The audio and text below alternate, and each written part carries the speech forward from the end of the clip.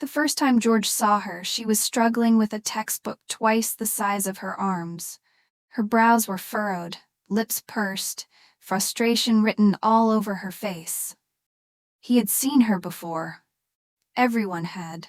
She was one of the brightest in her class, from a well-off family, and effortlessly graceful. But at that moment, she looked just like any other struggling student, and he found that endearing. George was a year ahead of her in college, a scholarship student who spent most of his time buried in books. His background wasn't as privileged as hers, but that never seemed to matter to her. That day, he found her sitting alone under a tree, flipping through pages in frustration. "Need help?" he asked, standing over her. She looked up at him, hesitation flickering in her eyes before she let out a dramatic sigh. "If you could make me understand this in less than an hour, I might just have to owe you my life," he chuckled, sitting beside her. "Deal." That was the beginning of everything. They started studying together often. She would bring snacks, he would bring knowledge. George started reading her courses ahead of time, just so he could simplify them for her in a way she'd understand. It became their thing. Over time, their study sessions turned into late-night conversations, shared laughter, and stolen glances that neither of them acknowledged. She made college feel different for him. Easier, more colorful. He was used to being alone, used to struggling on his own.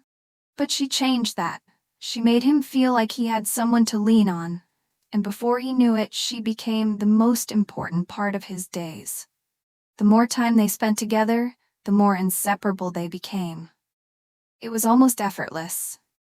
What started as a simple study partnership turned into long evenings in the library, whispered jokes in between lectures, and messages exchanged late into the night. George tried to tell himself that she was just a friend, that what they had was nothing more than companionship, but deep down, he knew that wasn't true. He knew it in the way his heart quickened every time she laughed, in the way he found himself looking for her in every room he entered. One evening, after an exhausting day of classes, she found him sitting on a bench outside the lecture hall, staring at nothing in particular. Without a word, she plopped down beside him, handing him a bottle of soda. "Penny for your thoughts?" she asked, nudging his arm. He took the drink from her, twisting off the cap. "Just tired, that's all." She gave him a look that said she didn't believe him, but she didn't push. That was something he loved about her. She never forced anything out of him. Instead, she leaned back, gazing up at the evening sky. "Ever just sit and watch the stars?" she asked softly. He glanced at her. "Not really." She smiled. "You should. It makes everything feel small. The stress, the assignments, the future, all of it," she said softly. George looked up at the sky then, at the pinpricks of light scattered across the darkness. She was right. There was something peaceful about it, something grounding, and as he sat there beside her, a realization settled over him like a quiet wave. He was falling in love with his best friend. George had never been one to wear his heart on his sleeve, but the feelings he had for her were becoming impossible to ignore. He thought he could push them aside, keep things the way they were, but every time he saw her smile at someone else, every time she leaned on another person's shoulder, a sharp pang of jealousy settled in his chest. One afternoon, as they walked out of the library together, he noticed her chatting with a guy from her class. The sight of her laughing at something the guy had said made George's stomach tighten. It was irrational, he knew, but it was the push he needed to finally say something. That evening, they sat on the hood of her car, gazing at the stars like they often did. The silence between them was comfortable, but George's heart was anything but. He turned to her, taking a deep breath. "There's something I need to tell you," he said, his voice quieter than usual. She turned her head to him, curiosity flickering in her eyes. "What is it?" He hesitated, fear gripping his chest. What if this ruined everything? What if she didn't feel the same? But then he thought about how much she meant to him, how much he wanted to be more than just her friend. He couldn't keep pretending. "I like you," he admitted, "more than just a friend." A long pause stretched between them. His pulse pounded in his ears as he waited for her response. Then she smiled. The kind of smile that reached her eyes, that made his world feel right. "Took you long enough?" she teased, nudging him playfully. "I was starting to think you'd never say it." Relief washed over him, and he let out a breath he didn't realize he was holding. "So, what does this mean?" he asked. She reached for his hand, intertwining their fingers. "It means I like you too, George." That night under the vast sky, their love story truly began. Their relationship blossomed effortlessly, built on years of friendship and deep understanding. They still studied together, still watched the stars, but now there was a new kind of closeness between them, one that made George's heart swell every time he looked at her. After George graduated, he landed a prestigious job, a reward for his relentless hard work and academic excellence. They navigated the challenges of a long-distance relationship with ease, their bond only growing stronger with every late-night call and weekend visit. One evening, after a particularly tiring week, they found themselves back on the rooftop where their love story began, watching the sky, just like they had done in college. She let out a happy sigh, leaning her head against his shoulder. "George, do you ever think about the future?" she asked softly. "All the time," he murmured, intertwining their fingers. "And in every version of it, you're there." She smiled, eyes twinkling, and answered, "Good, because I don't see mine without you either." She turned to him, her gaze steady. "Promise me, don't let anything tear us apart." George looked at her, the weight of her words settling deep in his chest. He lifted their joined hands and pressed a lingering kiss to the back of hers. Then, meeting her eyes, he said softly, "I promise." A slow smile spread across her face, but George felt the unspoken weight of that promise. If only love alone could keep them safe from everything the future held. Life after college was different, but their love remained a constant. George thrived in his new job, proving himself as one of the brightest young minds in his field. She, too, was making waves in her own career, balancing ambition with the warmth that had always made her shine. Their schedules were hectic, but they made it work. Late-night phone calls turned into shared dinners whenever their time allowed. Weekend visits became a sacred tradition, filled with laughter, deep conversations, and quiet moments where just being in each other's presence was enough. One evening after a long day, she called him. "George, are you busy?" Her voice was soft, hesitant. "For you? Never," he replied, already reaching for his keys. "What's wrong?" "Nothing," she said quickly, but he knew her too well. There was something in her tone, something unspoken. "Talk to me," he urged, concern lacing his words. A pause, then a sigh. I miss you," Amy said. That was all it took. He traveled down that night to see her. "I'm here," he murmured, holding her close, "always." She clung to him, and in that moment, George realized something. He didn't just love her, he wanted to spend the rest of his life proving it. And so the thought settled in his heart, a plan, a future, a promise he intended to make official. George spent weeks planning the perfect proposal. He wanted it to be special, a moment she would cherish forever. He thought about all the places that meant something to them. The library where they studied together, the cafe where they had their first date, the rooftop where they once watched the stars. But in the end, he chose the simplest and most meaningful spot. The hood of her car under the open sky, just like the countless nights they had spent dreaming together. That evening, he invited her out for a drive. She had no idea what was coming, and that made it even more exciting. As they parked in their usual spot and leaned against the car, she sighed, gazing at the vast expanse of twinkling stars above. "It's been a while since we did this," she murmured, smiling. "I know," George said, his heart pounding. He reached into his pocket, fingers brushing against the velvet box. "And I wanted tonight to be special." She turned to look at him, curiosity in her eyes. "Special?" Taking a deep breath, he got down on one knee. The sight took her breath away. "I love you," he began, voice thick with emotion. "From the moment we met, you've been my best friend, my support, my home. I can't imagine a life without you. So tonight, under the same sky where we shared our dreams, I want to ask, will you marry me?" Her hands flew to her mouth as tears welled in her eyes. She didn't need to think twice.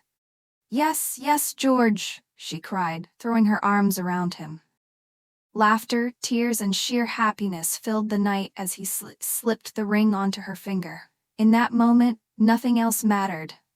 Just the two of them, and the promise of forever. Their wedding was a beautiful, intimate affair. They chose a serene garden venue, filled with flowers and fairy lights. Surrounded by family and close friends, they exchanged heartfelt vows, promising to stand by each other through every joy and challenge. As she walked down the aisle, George felt his heart swell. She looked breathtaking, but more than that, she looked like home. When they finally stood face to face, hands intertwined, he whispered, "I love you," and she whispered it right back. The reception was a night of joy and celebration, filled with laughter, dancing, and memories that would last a lifetime. Their honeymoon was equally magical, just the two of them, lost in each other, savoring the early days of their forever. One evening, as they sat on the balcony of their honeymoon suite, watching the waves crash against the shore, she turned to him with a thoughtful expression. "George," she murmured, "what is your greatest fear?" The question caught him off guard.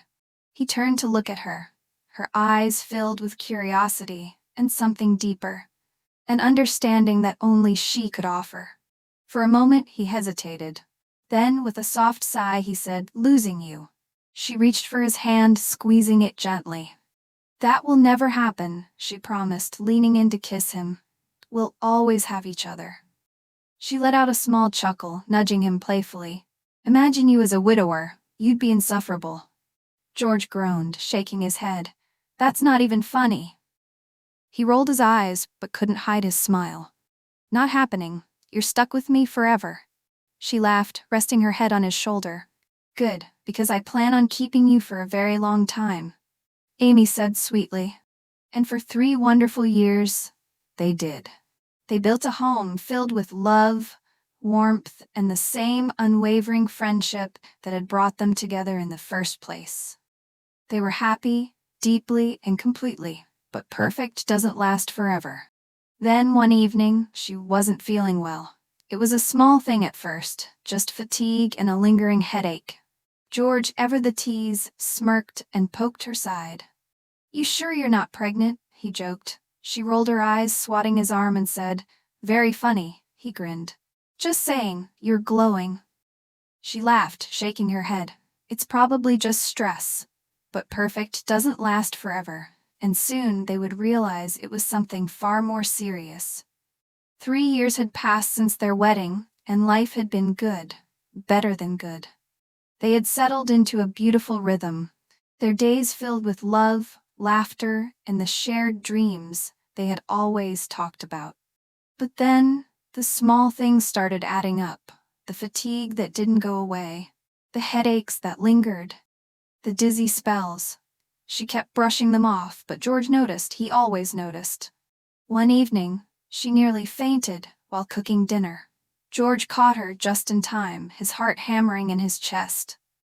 "That's it," he said, his voice leaving no room for argument. "We're going to the doctor." She tried to protest, but the look in his eyes silenced her. And so the next morning, they sat side by side in a sterile doctor's office, her fingers laced with his. George told himself it was nothing, that she just needed rest. but deep down, fear had already begun to settle in his bones. And soon, their perfect world would never be the same. The initial tests were inconclusive. The doctor reassured them it was likely stress-related, perhaps a vitamin deficiency. They left the clinic with a prescription for supplements and instructions to get more rest. Weeks passed, but the symptoms persisted. The headaches grew worse, the dizziness more frequent. Then came the moment neither of them could ignore. She blacked out at work. George arrived at the hospital in a rush, his heart pounding. When he saw her lying on the bed, an IV in her arm, fear gripped him like a vice. "You scared me," he whispered. She offered a small, tired smile, then responded, "I scared myself." The doctor entered the room, expression unreadable. "We're gonna need to run more tests." And just like that, the waiting began. The kind that stretched long and heavy, filled with uncertainty and silent prayers. The hospital room felt too white, too sterile. The beeping machines, the faint scent of antiseptic, the distant chatter of nurses, it all felt suffocating. George hated it. He hated the waiting, the not knowing. His mind raced through worst-case scenarios, though he tried to shove them away. She noticed. Of course she did. "George," she murmured, reaching for his hand. "I'll be fine."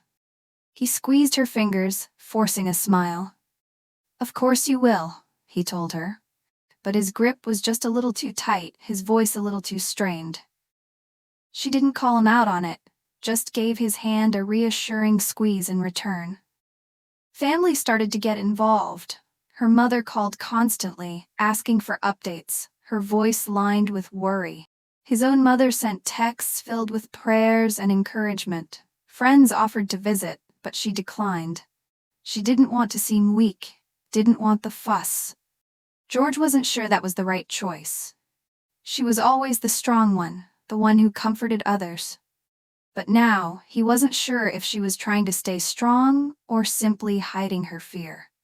Days turned into a week. The tests took longer than expected. Every time they asked for results, they were met with phrases like, "The doctor will discuss it with you soon," or, "We're still reviewing some findings." It was maddening. One evening, after another exhausting day at the hospital, George sat by her bedside, watching her sleep. The soft rise and fall of her chest should have been comforting, but all he could think about was how fragile she suddenly seemed. Then the door opened. A nurse stepped inside, her face carefully neutral. "The doctor will see you both first thing in the morning," the nurse said. A pit formed in George's stomach. She didn't say more, she didn't have to. Something was wrong. George barely slept that night. He sat in the hospital chair, his elbows on his knees, head in his hands, staring at the floor as if the answers were hidden in the cold tiles. Morning arrived too soon, and yet not soon enough. But before they could leave for the doctor's office, her parents arrived at the hospital, their eyes filled with worry. He had called them the night before, his voice shaking as he told them what the nurse had said. She looked up in surprise. "Mom? Dad?" Her mother rushed to her bedside, taking her hand. "George told us you were going to get the results of the test from the doctor today. We couldn't stay away." She turned to him, her gaze searching. He didn't speak, just reached for her hand, holding it tight. When the doctor finally arrived, his face was unreadable, his words careful. "We have the results," he said, his tone steady, but the weight in his eyes sent a chill through George. The doctor took a breath before continuing. "It's stage 4 pancreatic cancer. It has already spread. I'm so sorry." Silence filled the room, thick and suffocating. The world seemed to tilt. George felt her grip on his hand tighten as her mother gasped, covering her mouth with trembling fingers. Her father's eyes filled with tears, his shoulders stiff as he tried to keep himself together. "No," she whispered. "No, that can't be right." The doctor's expression was full of sympathy. "We'll discuss treatment options, but I need to be honest with you. The prognosis is not good." George barely heard the rest. The words blurred together. Chemotherapy, pain management, limited time. All he could feel was the crushing weight of reality settling onto his chest. His greatest fear had come true. She was dying, and there was nothing he could do to stop it. George refused to accept it. There had to be another way. He spent the next few days diving into medical journals, researching experimental treatments, calling specialists, and looking up clinical trials. He wasn't going to just sit back and watch her slip away. "We'll fight this," he told her one evening, determination burning in his eyes. "There are trials, treatments, things they haven't tried yet." She watched him for a long moment, then placed her hand over his. "George, I know you want to fix this, but what if we just focus on the time we have left?" His chest tightened. He said, "No, we're not giving up. I'm not giving up." Her voice was soft but firm. "I just don't want to spend whatever time I have left in hospital rooms and doctors' offices, chasing something that might not work." Her parents sat quietly, their expressions torn between hope and sorrow. Her mother nodded through her tears. "We just want to be with you." George clenched his fists. He understood. He did. But how could he accept it? How could he let go of the possibility, no matter how small, that she could still be saved?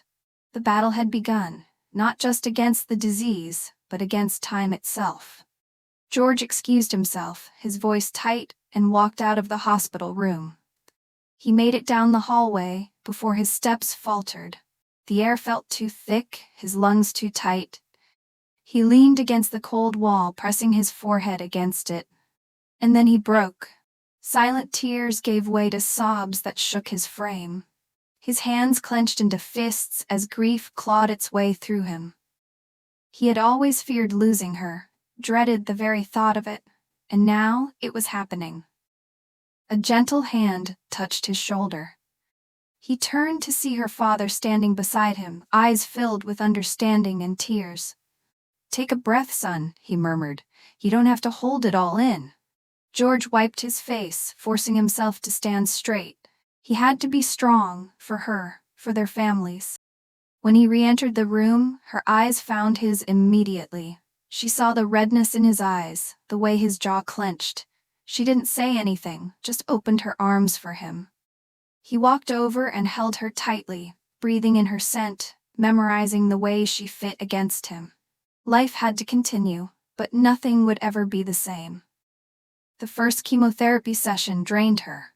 By the time they got home, she barely had the strength to keep her eyes open.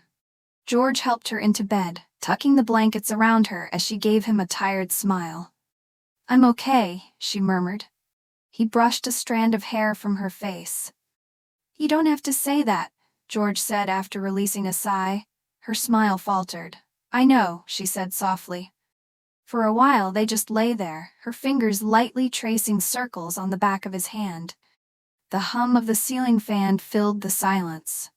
It wasn't the silence of comfort anymore, but of unspoken fears neither of them wanted to voice. "I don't want to be afraid," she finally admitted with tears rolling down her cheeks. "But I am." George exhaled shakily, pressing his lips to her forehead. "Me too." They both broke down in tears, hearts filled with pains and unanswerable questions. They held each other as the night stretched on, the weight of time pressing down on them both, but for now, they had this moment. And that had to be enough. They tried to make the most of the time they had left.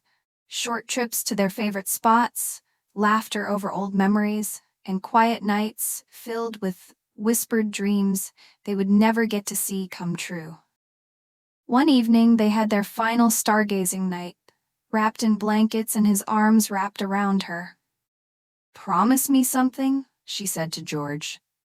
"Anything," he said, fighting tears. "Keep looking at the stars, even when I'm gone," Amy said softly. George swallowed hard, blinking back tears. "I promise," he said with a shaky voice. A few days later, her condition worsened. Her mom and friends gathered to spend her final days with her, sharing memories and reminiscing about the past. The end came quietly and peacefully in the early hours of a Saturday morning. The house felt unbearably silent without her. George moved through the rooms like a ghost, his chest hollow, his hands trembling whenever he reached for something that once belonged to her. The day of the funeral arrived under a gray, weeping sky, as if the heavens mourned alongside them. Friends and family gathered, their faces pale with sorrow, their eyes heavy with unshed tears. The air was thick with the scent of fresh flowers, but no fragrance could mask the aching emptiness her absence left behind. As the priest spoke, his voice gentle yet weighty, George stood motionless, his fingers curled into fists at his sides. Each word felt like a final goodbye, a cruel confirmation that she was truly gone. When it was time to lower the casket, a sob broke through the hush, triggering a wave of grief that swept through the mourners. Her mother clutched her chest, whispering her daughter's name through trembling lips. Friends held on to each other, seeking comfort in shared loss. And George, he simply stood there, frozen in time, staring at the grave that would now hold the love of his life.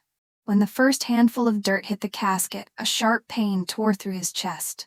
It was real, it was final, she was gone. Weeks after the burial, George moved through life in a haze. The world continued spinning, people went about their days, but for him, time had frozen at the moment he lost her. Sleep felt like a distant luxury, and when exhaustion finally pulled him under, dreams of her haunted him, her laughter, her touch, the way she used to say his name. But every time he reached for her, she faded into nothing. The house, once filled with her presence, now felt empty, lifeless. Her scent lingered faintly on her pillow. Her favorite mug sat untouched on the kitchen counter, and every little thing became a cruel reminder of what he had lost. Friends checked in on him, offering words of comfort, but none of them could fill the gaping void in his heart. A piece of him had left with her that day, never to return. Then, one evening, as he absent-mindedly sorted through her things, his fingers brushed against something, a neatly folded envelope tucked inside one of her drawers. His breath hitched when he saw his name written in her familiar handwriting. His hands trembled as he picked it up, tracing the letters with his fingertips as if doing so could bring her back. For a long time, he couldn't bring himself to open it. His heart pounded against his ribs, fear warring with longing. With a deep, shuddering breath, he carefully unfolded the letter. Her words stared back at him, each one carrying a piece of her, as if she had reached out from beyond to hold him one last time. My love, if you're reading this, it means I'm no longer with you. And I know, that thought hurts. It hurts me too, even now as I write this. But I need you to listen to me, George. You have to keep living. Not just existing, but really living. Because that's what you always told me to do, remember? You are my strength, my safe place, my love. And though I can't be there to hold your hand anymore, I need you to promise me one thing. Don't let grief take you away from life. Tears blurred his vision as he clutched the letter to his chest, her words piercing through the wall of numbness that had surrounded him for weeks. She was gone, but in this moment she was with him, her voice, her love, still finding a way to reach him. And though she was gone, a part of her would always remain, in every star he would ever gaze upon, in every breath of wind that caressed his skin, in the love that would never, ever fade. Vocabulary building. Let's learn some words from these story. Hollow, empty inside, lacking substance or feeling. Example, after she was gone, George felt a hollow ache in his chest that no words could fill. Tremble, to shake involuntarily due to emotion or cold. Example, his hands trembled as he unfolded the letter, afraid of what her final words might say. Clutch, to grasp or hold something tightly, usually out of fear or emotion. Example, her mother clutched the framed photo to her chest, whispering her daughter's name. Linger, to stay in a place longer than necessary or to remain noticeable. Example, her scent still lingered on the pillow, a painful reminder of what he had lost. If you enjoyed this story, don't forget to like, comment, and subscribe.